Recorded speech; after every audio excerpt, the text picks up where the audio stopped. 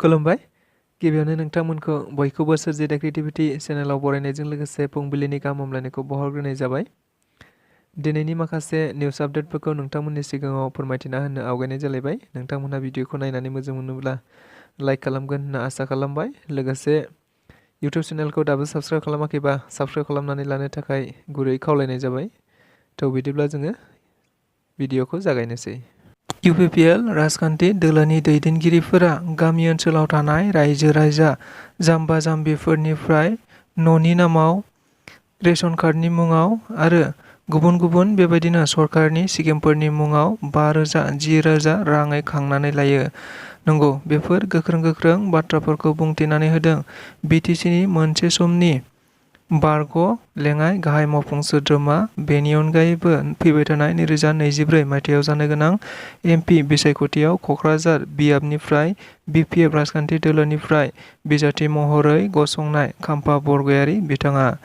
मिथिनो मोननाय बायदिब्ला जों बयबो खौरां बिजोंफोरनि गेजेरजों मैयानि गेजेराव नुनो मोननाय जादों बिसिडिसिनि सासे चेयारमेनानो बिसिनायाव रां होनानै रांनि सायाव उन्दुनानै थानाय जाथाया खौरां बिजोंफोरनि गेजेरजों गोसारबाय थादोंमोन।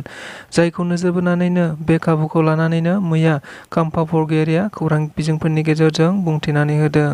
थारैनो बिथाङा गोख्रों इउपिपिएल राजखान्थि दोलोखौ अजद होनाय बायदिब्ला इउपिपिएल राजखान्थि दोलोआ गामि ओनसोलाव थानाय सादारन जाम्बा जाम्बि सुबुंफोरनिफ्राय रेशन कार्डनि मुङाव, न' होनायनि मुङाव, अरुणोदय स्किम आरो गुबुन गुबुन सरकारि आसनिफोरनि मुङाव 5,000, 10,000 राङै रां खांनानै जायो। जायनि थाखाय दायो चेयारमेन बिथांमोनहा बेबायदि गोख्रोंथार रां रुफानि बिगोमा जानो हादों। नंगौ, बेफोरनि अनगायैबो बिथाङा बुंथिनानै होबावनाय बायदिब्ला थारैनो बे जाथायनि सायाव सरकारा गोख्रोंनिफ्राय गोख्रों नायबिजिरनानै थोजासे रोखोमनि साजा होनांगौ होननानैबो बिथाङा बुंथिनानै होबावनायखौबो नुनो मोनबावदों। नब कुमार सरनिया बिथाङा थारैनो क'क्राझार लकसभा एमपि बिसायख'थि बियाबनिफ्राय थारैनो एमपि गेलेफिननो मोननो हानायनि रायखौ मैया गुवाहाटी गोजौ बिजिरसालिया फोरमायनानै होनाय जाबाय। जायखौ नोजोर बोनानै बिटिआर ओनसोलाव थानाय गुबुन गुबुन रायजो राजा, बेनि अनगायैबो गासै एसटि हारिनि सुबुंफोरा बे रायखौ मोजां जायाखै होननानै खौरां बिजोंफोरनि गेजेरजों फोसावलायबाय थादों। नंगौ, बे बाथ्राखौ लानानैनो मैया दुलाराय बर' फरायसा आफादनि मानगोनां आफादगिरि दिपेन बर' बिथाङाबो खौरां बिजोंनि गेजेरजों बे बाथ्राखौनो फोरमायनानै होदों। थारैनो क'क्राझार लकसभा बियाबा मोनसे एसटि रिजार्भ बियाब। बे बियाबाव जायफोरा एसटि हारिनि सुबुंफोर बिसोरल' एमपि बिसायख'थि गेलेनो मोनो। नाथाय नब कुमार सरनिया बिथाङा गोबाव समनिफ्रायनो एसटि नङाब्लाबो नंखाय एसटि सार्टिफिकेट लानानै बिथाङा एमपि गेलेबोगासिनो दङ। जायखौ नोजोर बोनानै गुबुन गुबुन समाव गुबुन गुबुन हारिनि सुबुंफोरजों लोगोसे एसटि हारिनि माखासे सुबुंफोरा कर्टआव बिथांनि हेंथायै गोबांथार बायदि रोखोमनि केस होबोबाय थानाय जादोंमोन। जायखौ नोजोर बोनानैनो थांनाय बावैसो सान सिगां नब कुमार सरनिया बिथांनि एसटि सार्टिफिकेटखौ मोनसे एसटि नङा एबा नंखाय सार्टिफिकेट होननानै फोसावनानै होनाय जादोंमोन। नाथाय बिथाङा बेखौ नोजोर बोनानैनो नब कुमार सरनिया बिथाङा कर्टआव गावनि एसटि सार्टिफिकेटखौ नायफामफिननो थाखाय मोनसे पिआइएल एबा केस होनाय जादोंमोन। जायखौ नोजोर बोनानै गुवाहाटी गोजौ बिजिरसालिया मैया बिथांनि रायखौ फोसावो। थारैनो नब कुमार सरनिया बिथाङा एमपि क'क्राझाराव एमपि गेलेफिननो हानायनि गोहोखौ मोननो हाबाय। जायखौ नोजोर बोनानैनो दुलाराय बर' फरायसा आफादा बेनि सायाव गोख्रों बाथ्रा बुंथिदों। जेराव बिथां दिपेन बर'आ बुंथिनानै होनाय बायदिब्ला नब कुमार सरनिया बिथाङा नंखाय सार्टिफिकेट लानानैसो क'क्राझाराव एमपि गेलेबोगासिनो दङ। बेखौ माब्लाबाबो सहायनो हाया। लोगोसे कर्टनि बिजिरनायखौ जों मानियो। नाथाय कर्टआ बेबायदि बिजिरनायनि सायाव निस्सय एसटि हारिनि सुबुंफोरा बिनि हेंथायै कर्टआव फिन नायफामफिननायनि थाखाय मोनसे गसर थिसनगोन होननानैबो बिथाङा खौरांगिरिफोरनि गेजेरजों बुंथिनानै होबावदों। बिजाथिया गोख्रों, खाम्फा बरगयारीया गोरोंबो आरो सासे सिनियर सुबुंबो। नाथाय बिपिएफनो भट होगोना सोर? बिपिएफनो दायो रावबो भट होलिया। मानोना बिपिएफआव दायो आंबो दङमोन, राजिब ब्रह्म बिथाङाबो दङमोन, रेवरेवा नार्जारियाबो दंमोन। नाथाय बिथांमोन इसेबां गोख्रों थासेयावबो BPF राजखान्थि दोलोआ बै समावबो देरहानो हायाखैमोन। नाथाय दायो जोङो BPFआव गैलिया। एसेबां गोख्रों सुबुंफोरानो दायो BPFआव गैलियाब्ला BPFआव भट होगोन सोर?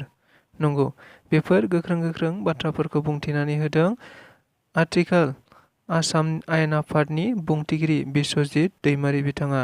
मिथिनो मोननाय बायदिब्ला बिथाङा मैया BJPनि क'क्राझाराव जानाय मोनसे जयनिं हाबाफारियाव बाहागो लानानै बे बाथ्राखौ खौरां बिजोंफोरनि गेजेरजों बुंथिनानै होदों।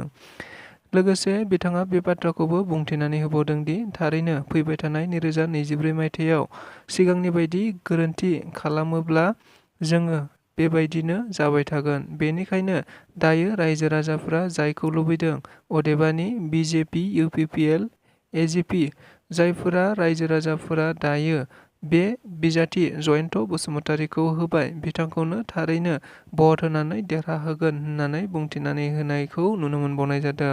नङाब्ला सिगांनि बायदिनो बेबायदिनो जोङो MP खौ खोमानानै लानो गोनां जागोन होननानैबो बिथाङा बुंथिनानै होबावनायखौबो मिथिनो मोनबावदों। समाजारि बिजोङाव गोसारनाय मोनसे राङाव उन्दुनानै थानाय सावगारि। नंगौ, बे सावगारिया थारैनो मैयानि गेजेराव खौरां बिजोंफोरनि गेजेरजों एबा समाजारि बिजोंनि गेजेरजों गोबांथारै गोसारलांबाय थानायखौ नुनो मोननाय जादों। जायखौ नोजोर बोनानै गुबुन सुबुंफोरा गुबुन बायदि राजखान्थियारि गाब फुनलायनायखौबो मिथिनो मोनदों। नंगौ, बेबायदिनो बे सावगारिनि सायावनो बिथा खालामनानै मैया UPPL राजखान्थि दोलोनि गाहाय नेहाथारि राजु नार्जारि बिथाङा खौरां बिजोंफोरनि गेजेरजों थारैनो बे सावगारिनि सायाव रोखायै बुंथिनानै होनायखौ नुनो मोननाय जादों। मख'नो गोनांदि बिथाङा खौरां बिजोंफोरनि गेजेरजों बुंथिनानै होनाय बायदिब्ला थारैनो बे फट'आ नंगौ मोनसे समनि UPPLनिनो सासे BCDCनि चेयारमेन बेन्जामिन बसुमतारी मुंनि। बिथाङा मोनसे समाव UPPL राजखान्थि दोलोआवनो थानानै BCDCनि चेयारमेनमोन। नाथाय बिथाङा थांनाय गोबाव समनिफ्रायनो बेबायदि आखल आखुनि थाखाय बिथांखौ UPPL राजखान्थि दोलोनिफ्राय होखारखानाय जाबाय। अदेबानि बिथाङा दायो UPPL राजखान्थि दोलोनि सासे सोद्रोमा नंलिया। लोगोसे बिथाङा बुंथिनानै होबावनाय बायदिब्ला बेबायदि गाज्रि आखुनि थाखायनो बिथांखौ UPPL राजखान्थि दोलोनिफ्राय थांनाय 10 जानुवारि 2024 मायथाइयावनो एरख'नाय जादोंमोन। बेनि अनगायैबो BTR सरकारनिसिम खावलायनानै 10 फेब्रुवारि खालि 2024 मायथाइखालिनो बिथांखौ गावनि बिबाननिफ्राय बोख्लायनानै होनाय जादोंमोन। थारैनो बे बाथ्राखौ लानानैनो राजु नार्जारि बिथाङा खौरांगिरिफोरनि गेजेरजों गासै रायजो राजा आरो खौरांगिरि बिथांमोननिसिम मोनथिहोनायजों लोगोसे थारैनो बेबायदि नंखाय फट'फोरखौ लानानै बेबायदि UPPL राजखान्थि दोलोखौ दाय होबाय थानाया थिग जानाय नङा होननानै बुंथिनानै होदों। मानोना बियो गोबाव समनि फट'सो होननानै बिथाङा बुंथिनानै होबावदों। बेनि अनगायैबो मिथिनो मोनबावनाय बायदिब्ला थारैनो बे फट'खौ लानानैनो बेन्जामिन बसुमतारी बिथाङा गावनो खौरां बिजोंफोरनि गेजेरजों बुंथिनानै होदोंदि थारैनो बे फट'आ नंगौ आंनिनो, नाथाय 5 बोसोर गोजामनि फट'सो। बे फट'खौ लानानै सोरबा राजखान्थि दोलो एबा दायो नंखाय बेबायदि बानसावबाय थानाया थिग जायाखै होननानैबो बिथाङा गावनिफ्रायनो रोखायै बुंथिनानै होनायखौ नुनो मोनबावनाय जादों। देग्लाय 2024 मायथाइयाव जानो गोनां MP बिसायख'थिया खाथिनिफ्राय खाथिसिन सफैबाय थानायखौ नुनो मोननाय जादों। जायखौ नोजोर बोनानैनो गुबुन राजखान्थि दोलो आरो राजखान्थि दोलो नङै आफाद आरो सोद्रोमाफोरा गावबा गावनि थांखिखौ थि खालामनानै बेबायदिनो बिसायख'थियाव बाहागो लानो थाखाय साखाफारा जाबाय थादों। नंगौ, बेबायदिनो मैयाबो आरोबाव मोनसे बर'नि जारिमिनाव जानानै थादों, जेराव लखिमपुर लकसभा बियाबाव गोदोनिफ्रायनो दासिम सासेबो बर'फोरा बिसायख'थि गेलेफेराखैमोन। नाथाय देग्लाय 2024 मायथाइयाव जानो गोनां MP बिसायख'थियाव थारैनो लखिमपुर लकसभा बियाबनिफ्राय सासे बर' बिजाथिया उदां बिजाथि महरै गसंथेनायखौ नुनो मोननाय जादों। मिथिनो मोननाय बायदिब्ला बिथां बिक्रम रामसियारि मुंनि सासे बर' बिजाथिया उदां बिजाथि महरै मैया लखिमपुराव गावनि नमिनेसनखौ उदां बिजाथि महरै गथायनाय जाबाय होनना मिथिनो मोननाय जादों।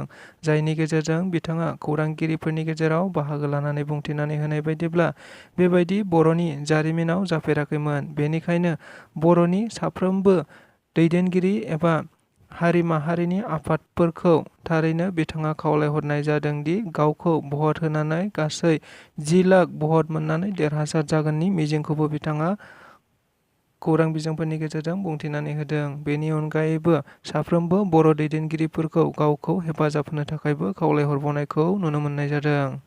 इउपिपिएल राजखान्थि दोलोनि मोनसे गेदेरथार जयनिं हाबाफारि, जेराव गासै 300निबो बांसिन अबिसि हारिनि सुबुंफोरा इउपिपिएल राजखान्थि दोलोआव जयनिं जादों।